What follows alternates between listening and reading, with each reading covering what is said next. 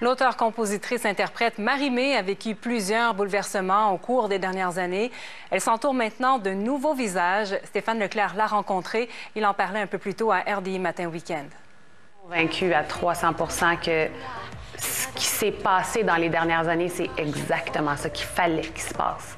J'ai fait le choix d'aller là, peur de lui et de moi. J'ai traversé l'au-delà, je remonte encore à chaque fois. Convaincue que c'est ça qui devait arriver dans sa vie, Marie-Mé, elle en a eu des bouleversements, Stéphane. Oui, en fait, presque tout a changé depuis la sortie de son plus récent album il y a 4 ans et demi et il fallait trouver de nouveaux complices. Marie-Mé, elle travaille bien en duo, alors elle s'est demandé avec qui vais-je écrire cette fois-ci mes nouvelles chansons et elle a pensé à un réalisateur britannique qu'elle avait rencontré environ 3 ans lors d'un atelier d'écriture à Los Angeles. Elle s'est dit, je vais le faire venir chez moi à Sainte-Adèle-PQ. On va voir ce que ça donne. Ça a donné presque instantanément 5 chansons. Il est revenu 5 autres chansons. Heureusement pour elle, elle avait trouvé la personne clé. C'est ce qui me faisait le plus peur aussi, après avoir travaillé tellement longtemps en collaboration, là, tu perds 50 % puis c'est comme, ah, il est où? Est-ce que je vais réussir à le trouver? Est-ce que ça existe? Fait que c'est sûr et certain que ça met une pression énorme, puis en même temps, ça t'insécurise. Puis là, tu te dis, est-ce que je suis capable d'écrire toute seule? Est-ce que j'ai besoin de ce 50 % à tout prix? Mais en bout de ligne, bien, ça se fait tout seul, tu sais. Puis la musique, c'est ce qui est fou, hein? C'est que ça réunit 2 personnes qui viennent de 2 univers complètement différents, de l'autre bout de la planète. Et puis, ça nous a rejoints comme ça.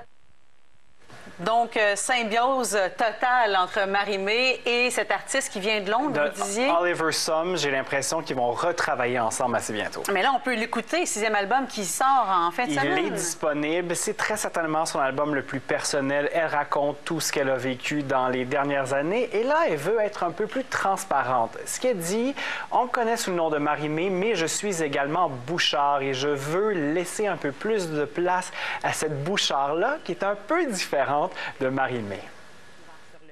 Je suis pas que ça. Moi, je suis insécure, je suis gênée, j'aime pas ça parler fort dans des endroits publics, je me sens pas à l'aise, j'ai besoin d'être dans ma forêt à Sainte-Adèle, d'avoir ma bulle.